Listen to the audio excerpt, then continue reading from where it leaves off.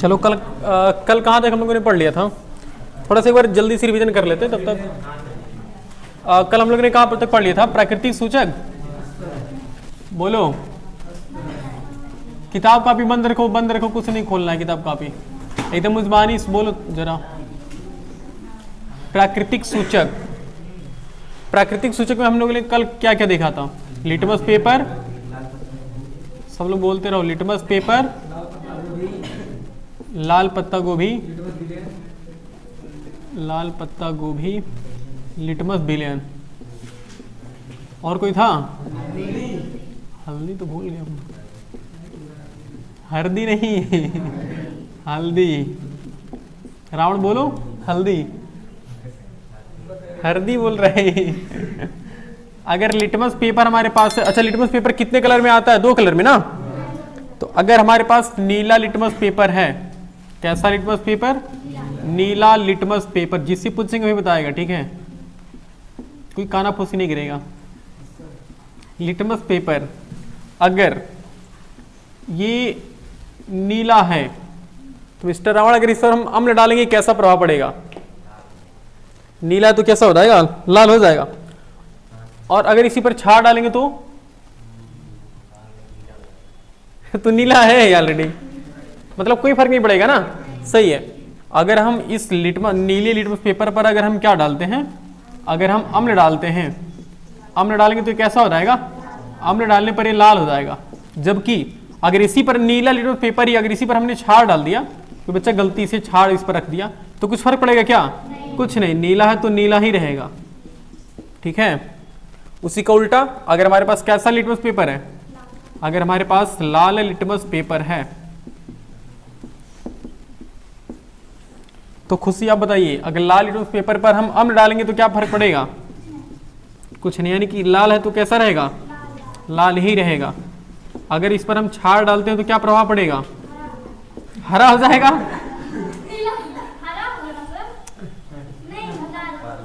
तो पत्ता गोभी वाला होता है जी हरा। देख रहा हूँ नकल कर रही है। बंद करो, बंद करो, अब बंद करो। यहाँ देखो, क्षार इसे कैसा कर देगा? नीला कर देगा। क्या बताया दादी?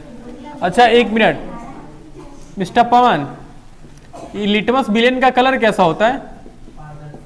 वाह, दोनों होता है।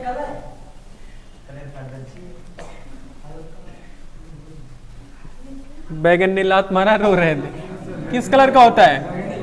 यार बैगनी कलर का होता है। अच्छा ये किस पेड़ से पाया रहता है ये बता दो तो? लीचेन पेड़ से। चलो अगर इस लिटमस विलेन में अगर हम अम्ल डालते हैं तो जिससे पूछेंगे बताएगा। अम्ल डालेंगे तो मिस्टर रावण कैसा होगा तुम बता दो? अम्ल डालेंगे कैसा हो जाएगा? लाल। और लाल शर्ट वाले अगर हम क्षार डालेंगे तब कैसा हो जाएगा? क्षार डालेंगे तब कैसा हो जाएगा? कैसा हो जाएगा? अम्ल डालने पर लाल हो जाएगा और क्षार डालने पर कैसा होगा?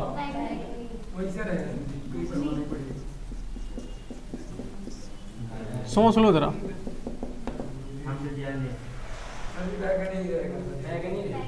बैगनी रहेगा। अच्छा ठीक, कुछ पढ़े हो लग रहा है। और एक पत्ता गोभी है ना हमारे पास, लाल पत्ता गोभी। हरा पत्ता गोभी देखे हो? कुछ लोग खाए भी होंगे रोज। ये ज्यादा हो जा रहा है। ठीक, तो लाल पत्ता गोभी पर अगर हम अम्ल डालते हैं तो मिस्टर अजय, हाँ लाल ये मिस्टर अजय फ्रॉम धवरे पर, लाल पत्ता गोभी पर अगर हम अम्ल डालेंगे तो कैसा होगा? लाल अगर है तो कैसा रहेगा वो? बोलिए। लाल ही रहेगा। और अगर क्षार डाल दिए तब कैसा रहेगा? हरा हो जाएगा। सही बात है जी, बिल्कुल सही बात है। क्षार डाल दिए तो हरा हो जाएगा, मतलब याद है। हाँ इसको मिटा देना फिर, ये तो हम कल पढ़े थे ना यहाँ तक। चलो अब देखो यहाँ पर ध्यान से देखते हैं। हम इस बार पढ़ेंगे हल्दी के बारे में पढ़ेंगे ना। देखो हल्दी को हिंदी में जानते हो क्या बोलते हैं? इंग्लिश में टर्मरिक। टर्मरिक मतलब क्या होता है? हल्दी। हल्दी खाया होगे ना, तो हल्दी की पाउच के पीछे लिखा रहता है ना टर्मरिक। तो रावण ये क्या है?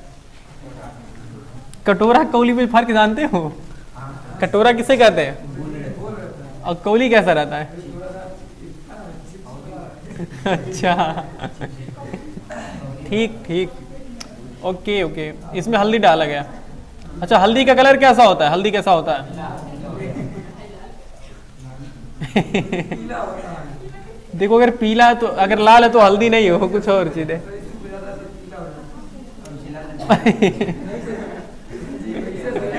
पीला रहता है जी, पीला कलर होता है।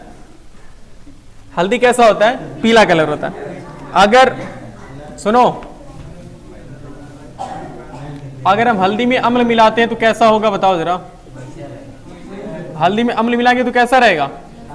उसका कलर पीला ही रहेगा ना, मतलब अम्ल के पास कोई पावर नहीं कि उसको चेंज कर दे। हाँ, उल्टा बोल रहे हो तुम लोग हमको। ये सुनो, ये लाल हो जाता है, सुनो, भूरा नहीं होता, लाल होता है वो, मतलब एकदम रेड ब्राउन बोलते हैं, रेडिश ब्राउन बोलते हैं, मतलब वो कत्थई कलर कहते हैं ना, रेडिश ब्राउन बोलते हैं, कत्थई कलर जिसे हम लाल ही बोलते हैं, ठीक है। और दोनों मतलब, हाँ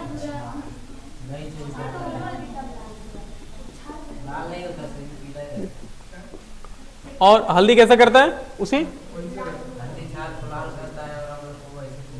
दिखा दे तुम्हें, रुक जाओ, तुम परेशान हमको कर दे रहे हो जी।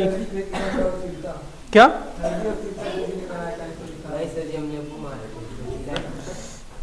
मैं दिखा रहा हूँ, रुक जाओ।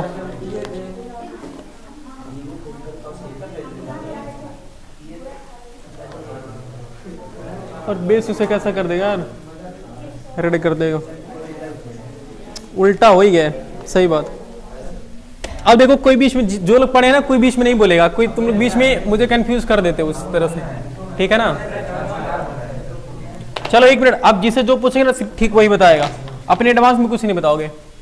अगर हमारे पास अम्ल है, अगर अम्ल नहीं, पहले हल्दी हमारे पास रहेगा, तो अगर हल्दी हमारे पास है तो एक क्या सूचक है ना, तो अगर हल्दी के ऊपर अगर हम मान लो कोई अम्ल डालते हैं तो उसका कलर देखते हैं कैसा होगा। मतलब उसका कलर होता है येलो का येलो, ये मतलब पीला का पीला ही रहता है, जैसा रहता। जबकि अगर उसी हल्दी में हम क्षार डाल देते हैं तो उसका कलर कैसा हो जाता है? उसका कलर लाल हो जाता है। भूरा छोड़ दो तुम लोग, लाल हो जाता है, ठीक है।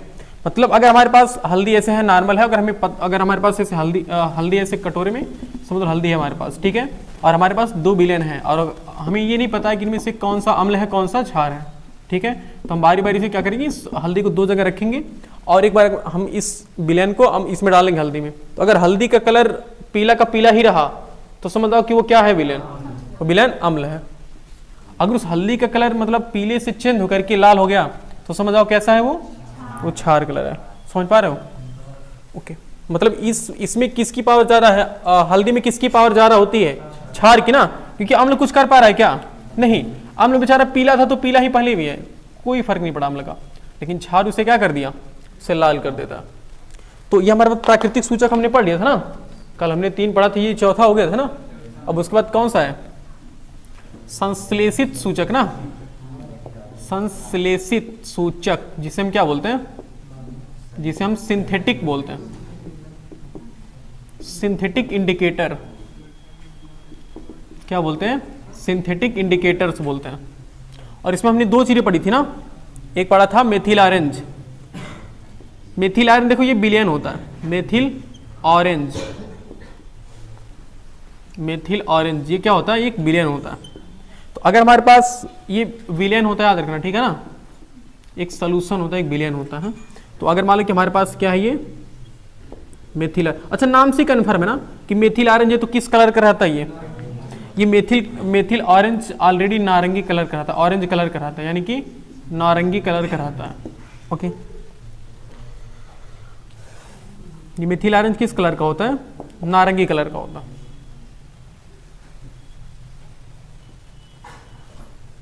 क्या हुआ? प्लस इसमें हम अम्ल डालते हैं,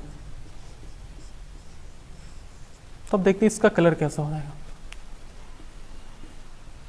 और अगर हमारे पास यही नारंगी, मतलब यही नारंगी करें जी, मिथिल ऑरेंज है,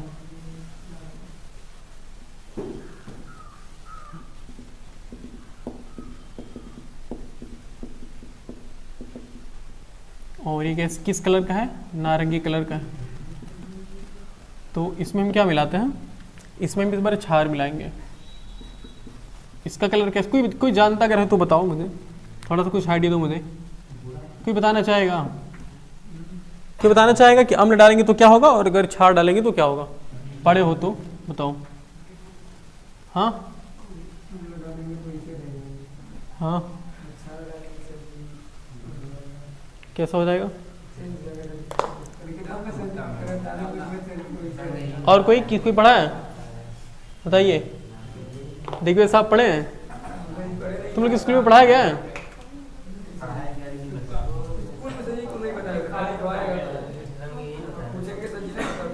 नहीं, मिथिल ऑरेंज कलर का होता है, नारंगी कलर का होता है।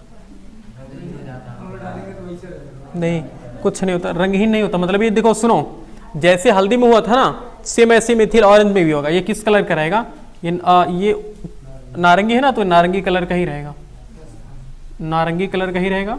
लेकिन अगर उसमें हम क्षार डाल देते हैं उसका कलर कैसा हो जाएगा, उसका कलर लाल हो जाता है, नारंगी से कैसा हो जाएगा, लाल हो जाएगा। मतलब मिथिल ऑरेंज जानते, जो हमें मिथिल ऑरेंज रहेगा ना, तो मिथिल ऑरेंज अगर एक बीकर में हम लेंगे, उसका कलर पहले से ही कैसा रहता है, पहले से ही उसका कलर नारंगी रहता है। अगर उसमें हम अम्ल डाल दिए तो अगर उसका कलर नहीं बदला तो समझ आओ कि वो क्या है, अम्ल है। अगर उसका कलर बदल करके थोड़ा सा, अच्छा नारंगी लाल में क्या फर्क होता है, थोड़ा सा फर्क होता है ना, तो नारंगी मतलब हल्का लाल होता है और लाल मतलब कि पूरा लाल होता है। तो अगर अच्छे से लाल हो गए, गाढ़ा हो गया, तो समझ जाओ कि क्या वो क्षार है। समझ पा रहे हो। और एक होता है हमारे पास मिथिल ऑरेंज और एक होता है फिनोल्फथैलीन। क्या होता है, फिनोल्फथैलीन, फिनोल्फथैलीन, देखो ये फिनोल्फथैलीन,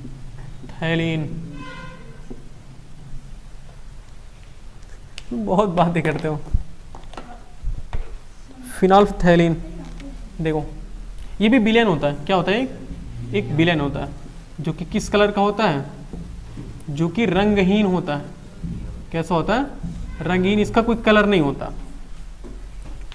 तो हमारे पास समझ लो कि एक बीकर है, बीकर, ये किस कलर, अगर इसमें फिनोल्फथैलीन है, इसमें क्या है, फिनोल्फथैलीन, तो इसका कलर कैसा रहेगा, रंगहीन रहेगा ना। तो अगर हम इसमें मान लो कि अम्ल डालते हैं,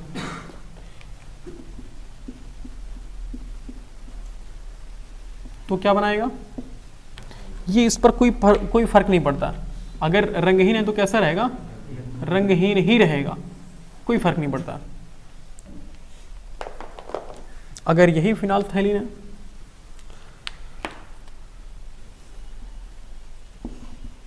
एक बीकर, इसमें कौन क्या मिला हुआ है, इसमें फिनोल्फथैलीन। फिनोल्फथैलीन किस कलर का होता है, रंगहीन कलर का होता है। फिनोल्फथैलीन है जो कि एक रंगहीन है, मतलब इसका कोई अपना रंग नहीं, जैसे पानी होता है। इसमें अगर हम क्षार मिला देंगे तो कैसा बना लेगा, बोलिए किसी को पता है कुछ इसके बारे में। अगर ये क्षार मिला देंगे तो इसका कलर हो जाता है गुलाबी, मतलब पिंक कलर का हो जाता है। सोच पा रहे हो। अगर हम इसमें क्षार मिलाते इसका कलर कैसा हो जाता है, गुलाबी हो जाता है, यानी कि पिंक कलर का हो जाता है। और अगर हम अम्ल मिलाते हैं तो उस पर कोई फर्क नहीं पड़ता, यानी कि इस पर, इससे बताओ कौन डरते हैं, यानी कि सब क्षार से डर रहे हैं ना। अम्ल से कोई फर्क पड़ रहा है क्या, नहीं। अम्ल से ना तो हल्दी पर कोई फर्क पड़ा है, ना तो मिथिल ऑरेंज पर कोई फर्क पड़ा है, और ना ही फिनोल्फथैलीन पर कोई फर्क पड़ा है। फर्क पड़ा तो सिर्फ किस पर पड़ा है, क्षार से पड़ा, यानी कि क्षार अगर फिनोल्फथैलीन है तो कैसा कर देगा, उसे गुलाबी कलर कर देगा, और अगर क्षार है तो कैसा कर देगा, नारंगी को लाल कर देता है। अगर वो मिथिल ऑरेंज है तो जल्दी नोट करो ये। हाँ, ये दोनों सिंथेटिक मतलब आर्टिफिशियल बनावट होते हैं, ये दोनों लैब में बनाए जाते हैं। कौन कौन, मिथिल ऑरेंज और फिनोल्फथैलीन, ये दोनों यौगिक है, कंपाउंड है। तो क्या आगे हम पढ़ा जाएगा इसके बारे में।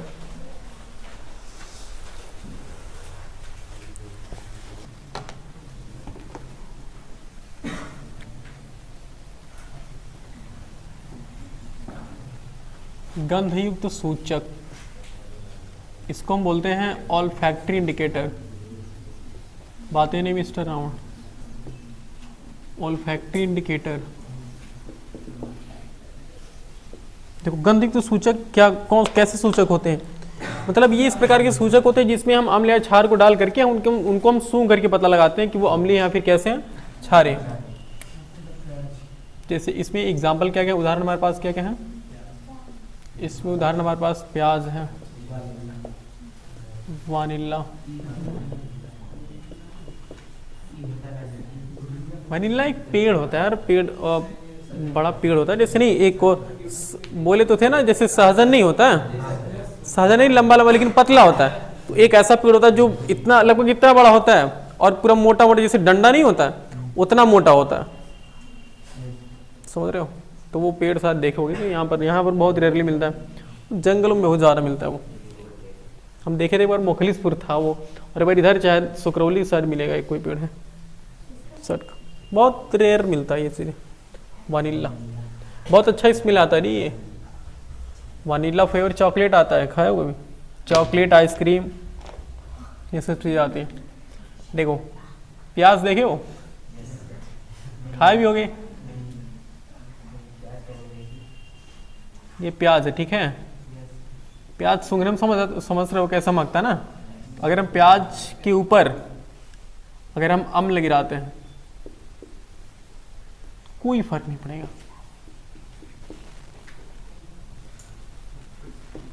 कोई प्रभाव नहीं, कोई प्रभाव नहीं मतलब जैसे महक रहा था वैसे ही महकेगा, समझ रहे हो, कोई प्रभाव नहीं। लेकिन अगर उसी प्याज के ऊपर हम क्या गिराते हैं, क्षार, अगर मान लो ये प्याज ही है, अगर इस पर हम क्षार गिराते हैं, इसका कलर कैसा, इसका मतलब स्वाद करें गंध, इसका गंध कैसा हो जाएगा, एकदम गंधहीन हो जाता है, मतलब इसका महक नहीं लगता है, बिल्कुल महक ही नहीं होता है, समझ रहे हो। इससे पता लगा सकते हो ना कि वो मतलब क्या अम्ल है कि क्षार है। जैसे कि हमारे पास अगर प्याज है तो अगर 2 बिलियन है हमारे पास, हमें पता नहीं चला इस दोनों में से कौन अम्ल है कौन क्षार है, हमें चेक करना कि दोनों में से अम्ल कौन है क्षार कौन है। हम एक प्याज लेकर आएंगे, उसके 2 फांकी करेंगे, तो एक फांकी इधर रखेंगे एक इधर रखेंगे, सही है। हालांकि एक ही से पता चल जाएगा ना, लेकिन क्या पता दोनों अम्ल हो सकते हैं, ये भी तो हो सकता है, क्या पता दोनों क्षार हो सकते हैं।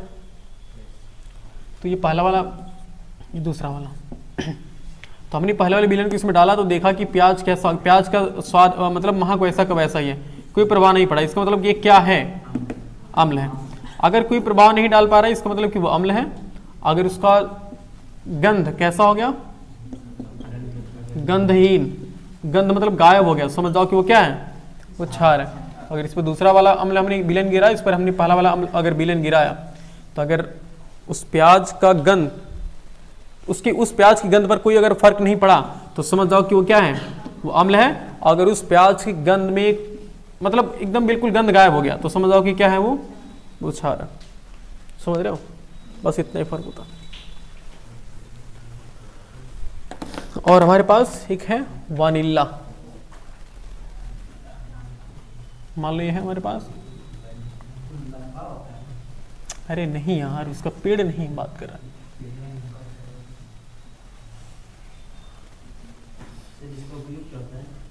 क्या अभी बताया ना कि चॉकलेट बनाने में, जैसे कि गुलाब फूल का उपयोग कहाँ होता है उसका उपयोग मतलब बड़े सेंट बनाने में यूज किया जाता है ना, तो वो चीज़ है। वैसे गुलाब जल बनाने में देखो रावण कह रहा है, तो वैसे ही हाँ इसके फूल का उपयोग होता है, इसका नहीं, इसके फूल का उपयोग होता है। अब गुलाब के फल का थोड़ी कोई उपयोग होता है, गुलाब में फल नहीं होता जी, फल नहीं देखे हो, किस ग्रह पे रह रहे हो भाई।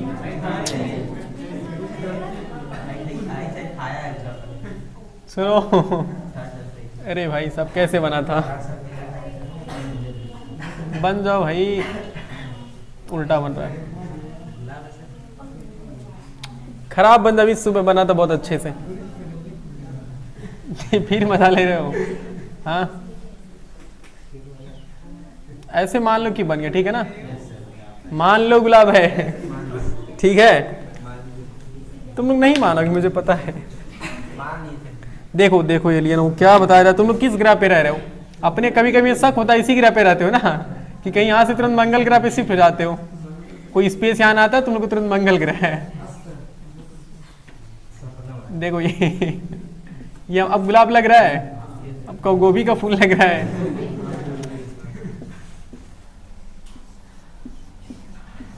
देखो, और मेन चीज यहाँ देखो, फोकस यहाँ करने वाली बात ये है कि ये ऐसे होता है ना, देखोगे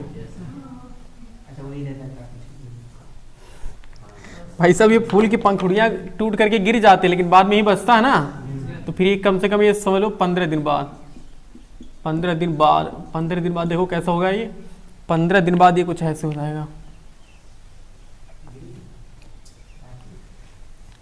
ये कुछ ऐसे हो जाएगा, इसमें दाने लग जाते हैं ऐसे। किस ग्रह पे रहते हो जी? ऐसे देखे नहीं हो, इसमें से दाने लग जाते हैं, वो गुलाब का फल होता है। हाँ भाई इसी से निकलता है। सच में नहीं देखे हो जी तुम लोग? ये कोई नहीं देखा है? हाँ देखो वो देखिए, तुम लोग एलियन हो फिर। तो उसी तरह सर वानिला होता है, ठीक है ना, उसकी महक होती है वानिला का जो वो फूल होता है, तो फूल को हमने निचोड़ करके रस डाल इसमें डाल दिया। एक कौली है हमारे पास, कौली समझते हो? हमने इसमें वानिला हमने इसके ऊपर अम्ल डाला। अच्छा, जैसे यहाँ होता है ना सेम वैसे यहाँ भी होता है। अम्ल बेचारा कुछ नहीं कर पा रहा है, एकदम बिल्कुल उसको कोई प्रभाव ही नहीं डाल रहा है। बहुत अच्छा मांगता है ये, कोई प्रभाव नहीं।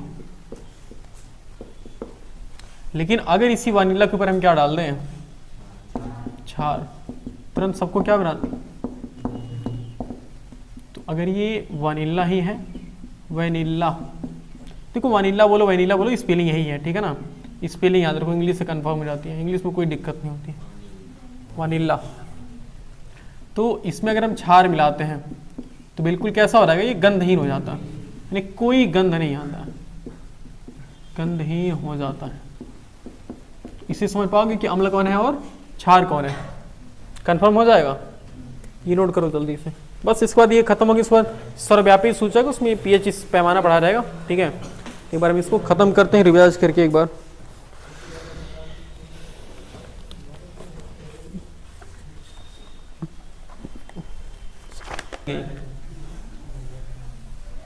बताओ हमने सूचक कितने प्रकार के पढ़े हैं टोटल?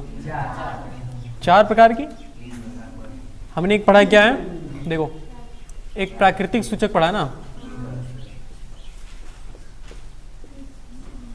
पर एक क्वेश्चन देखो आएगा कंफर्म इस टॉपिक से। और एक होता है संश्लेषित सूचक, और एक होता है अभी जो हम लोग ने ताजा पढ़ा है, गंधयुक्त सूचक। और इसके बाद आखिर एक और बनाने की जरूरत क्यों पड़ी बताओ? बहुत महंगा होता है इसको बनाने में जी, आसान नहीं होता बनाना। अच्छा, इन सबको बनाने में कोई दिक्कत थी क्या? नहीं। प्राकृतिक सूचक, गंधयुक्त सूचक तो वानिला मिलता ही है, आराम से पेड़ से मिल जाता है, प्याज मिलता ही है। तो संश्लेषित में बस फिनाल्थैलीन और मेथिल आयरन था जिसको बनाने की जरूरत पड़ रही थी। तो इतना जब है, ये सब बता दे रहे हैं कि अम्ल कौन है, क्षार कौन है, तो इसकी जरूरत क्यों पड़ी, जो कि है सर्वव्यापी सूचक। सर्वव्यापी सूचक की जरूरत क्यों पड़ी? अब इसको, इसके चक्कर में पड़े एक साइंटिस्ट थे जिनका नाम था सोरेनसन। क्या नाम था? सोरेनसन भाई साहब थे। इन्होंने देखो एक्सपेरिमेंट करना शुरू किया। क्या हुआ? ये है, एकदम परेशान थे बेचारे, देख रहे एकदम परेशान लग रहे थे। ये परेशान इस बात से, इनका नाम क्या था? सोरेनसन। हिंदी में लिखो तो वही बात है, सोरेनसन।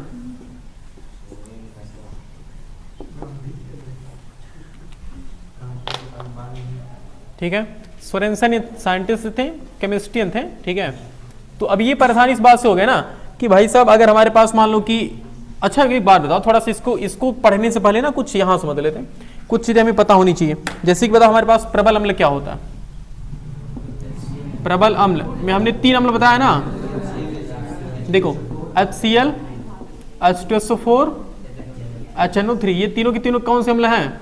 बिल्कुल प्रबल अम्ल है ना। और अगर हम दुर्बल अम्ल की बात करें, दुर्बल अम्ल की बात करें तो दुर्बल अम्ल क्या क्या होते हैं हमारे पास?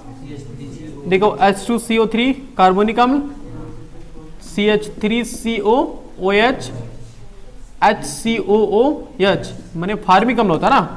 फार्मिक अम्ल, कार्बोनिक अम्ल और एसिटिक अम्ल, एसिटिक अम्ल, कार्बोनिक अम्ल और फार्मिक अम्ल। और जितने भी ऐसे अम्ल थे ना, लैक्टिक अम्ल, ऑक्सैलिक अम्ल, टार्टेरिक अम्ल, ये सब भी तो अम्ल थे ना।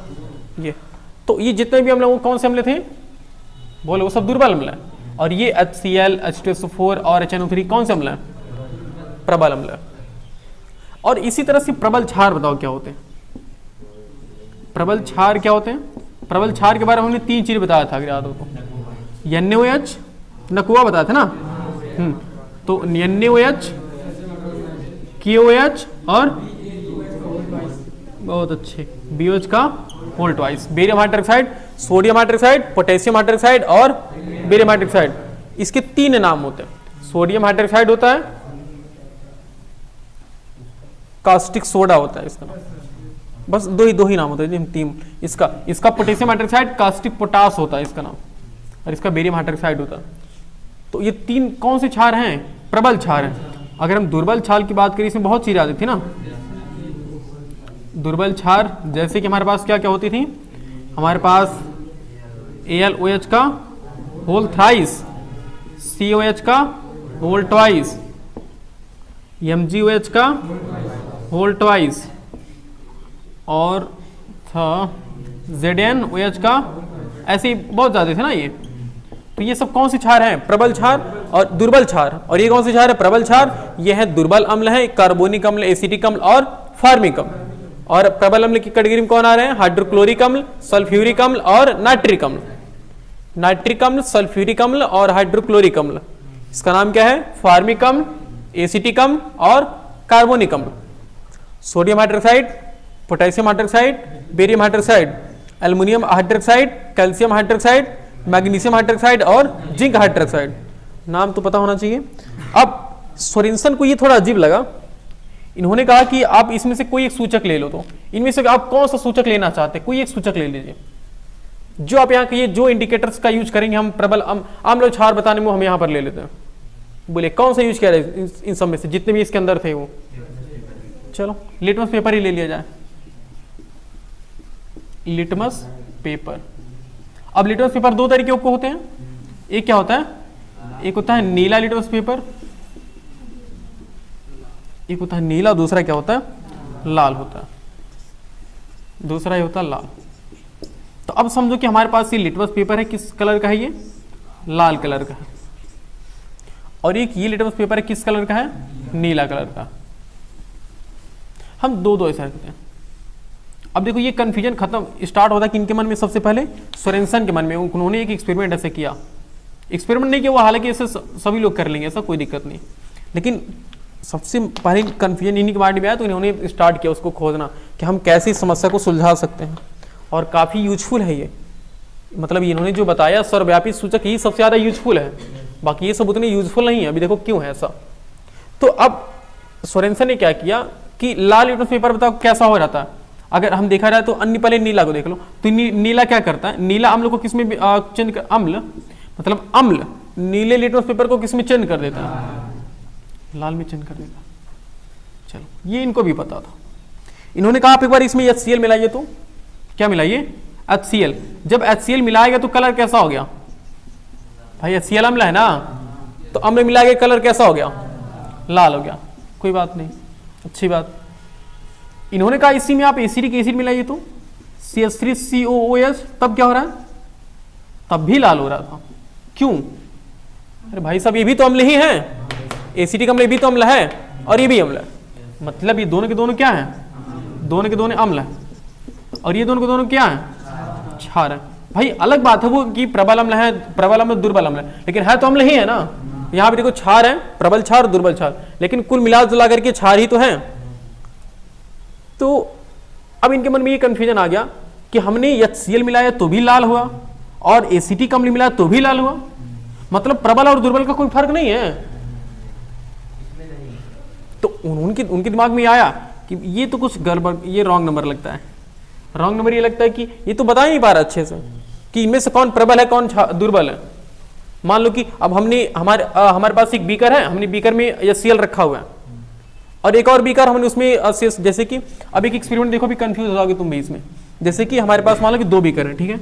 एक बीकर इसमें क्या है, इसमें है HCl और एक बीकर इसमें क्या है, एसिटिक अम्ल। इसमें है एसिटिक अम्ल यानी कि CH3COOH। अब बताओ किसमें उंगली डालोगे तो नहीं जलोगे? एसिटिक अम्ल में। सिरका है ना, नॉर्मल अगर इसमें तुम इसको पी जाओगे कोई दिक्कत नहीं होगी, लेकिन अब इसको अगर तुम हाथ में लगा दी तो भी जल जाओगे। तो अब तुम कैसे पता लगाओगे कि कौन खतरनाक है इसमें से? तो फिर हम इसको लिटमस पेपर तो हमें बता ही नहीं पा रहा है इसमें कि कौन इसमें से खतरनाक है, कौन प्रबल है। इसका मतलब ये इंडिकेटर उतना नहीं काम कर पा रहे जितना हमें चाहिए। सोच पा रहे हो? तो ये अच्छा नहीं लगा इनको, कहें कि भाई ये तो गड़बड़ चीज है। ये तो हम मान ले रहे हैं कि अम्ल बता दे रहे हैं कि हाँ अम्ल है तो लाल कर देंगे, लेकिन ये भी तो बताइए कौन सा अम्ल है, प्रबल अम्ल है कि दुर्बल अम्ल है। वो भी प्रबल है तो कितना प्रबल है, दुर्बल है तो कितना दुर्बल है, ये कुछ नहीं बता रहा, सिर्फ इतना बता दे रहा है कि भाई साहब अम्ल है। अब हम पूछे तुम कहाँ से आते हो, करम संत कबीर नगर से आते हैं, तो तुम समझ पाओगे। अब संत कबीर नगर में भाई कहाँ से आते हो, किस गाँव से आते हैं, किस मोहल्ले से आते हो, किस बिरादरी से आते हो, तब जाकर उसके बाद पहुंच पाओगे क्या नाम है। तब यहाँ तो कुछ नहीं बता रहा है, यहाँ सिर्फ इतना कह रहा है कि भाई अम्ल है। अब अम्ल में भी तो कई कैटेगरियां कि भाई प्रबल अम्ल है कि दुर्बल अम्ल है, प्रबल है तो कितना प्रबल है, दुर्बल है तो कितना दुर्बल है, तो हमें बताना चाहिए। इस वजह से ये उनको अच्छा नहीं लगा। सिमिलरली यहाँ देखो, ये सोच पा रहे हो ना ये चीजें। और एक ही तो बताओ, हमने दोनों को एक ही साथ कर दिया, कोई दिक्कत नहीं, यहाँ भी एक ही साथ कर देते हैं। अब बताओ ये लाल लिटमस पेपर क्या करता है, लाल लिटमस पेपर में अगर हम क्षार मिलाते कैसा हो जाता है, ये नीला हो जाता। ओके कोई बात नहीं, हमने इसमें NaOH डाला जो कि क्या है, एक प्रबल क्षार है। अब प्रबल क्षार डालने पर भी कलर कैसा हो गया, नीला हो गया। और हमने फिर डाल दिया COH का होल ट्वाइस जो कि क्या है, एक दुर्बल क्षार है, ये भी कैसा हो गया, ये भी नीला हो गया, मामला गड़बड़। फिर वही बात हो गई कि हम कैसे पहचाने कौन सा प्रबल क्षार है कौन दुर्बल क्षार है, प्रबल है तो कितना प्रबल है, दुर्बल है तो कितना दुर्बल है, कुछ नहीं बता पा रहे। तो अब इस कंफ्यूजन में परेशान हो गए कौन, मिस्टर साइंटिस्ट सोरेनसन। अब सोरेनसन ने इस समस्या का हल निकालने की कोशिश में लग गए कि हम किस तरह से इस समस्या को हल निकालेंगे। तो उन्होंने सर्वव्यापी सूचक बनाया। उन्होंने क्या बनाया, सर्वव्यापी सूचक। यानी सर्वव्यापी सूचक क्या एक सिंथेटिक इंडिकेटर है कि नहीं, मतलब एक संश्लेषित सूचक है कि नहीं है। सर्वव्यापी सूचक बनाया जाता है जिस तरह से प्राकृतिक सूचक के अंतर्गत, बताओ क्या ये गंधयुक्त सूचक आ सकते हैं, बोलो। प्राकृतिक सूचक के अंतर्गत क्या सोचो ये गंधयुक्त सूचक आ सकते हैं, बिल्कुल आ सकते हैं, क्योंकि प्याज हम बनाते हैं क्या, नहीं बना पाएंगे। वानीला हम बना पाएंगे, ये दोनों प्रकृति में ही तो पाए जाते हैं। तो प्राकृतिक सूचक के अंतर्गत ही जिस प्रकार से प्राकृतिक सूचक के अंतर्गत गंधयुक्त सूचक आ रहे हैं, उसी प्रकार से संश्लेषित सूचक के अंतर्गत कौन आएंगे, सर्वव्यापी सूचक। इसको भी बनाया गया था, और कौन बनाया था, ये सोरेनसन ने बनाया था। ठीक है, कुछ पल्ले पड़ा इतना। तो अगर तुम चाहो तो कुछ लिखना चाहोगे ऐसे, ये ऐसे बना करके ना लिख लो, और जो भी तुम यहाँ पर प्रबल क्षार प्रबल दुर्बलम लिए लिख लो ऐसे। हाँ मैं समझ रहा हूँ, लेकिन इससे लिखेंगे तो और तुम्हें फायदा होगा। जल्दी ट्राई करो, जल्दी लिखो। हम समझ रहे हैं लिखिए सब लोग हो, लेकिन कोई बात नहीं, हमें याद हो चाहिए ना। जल्दी लिखो, बताते हैं।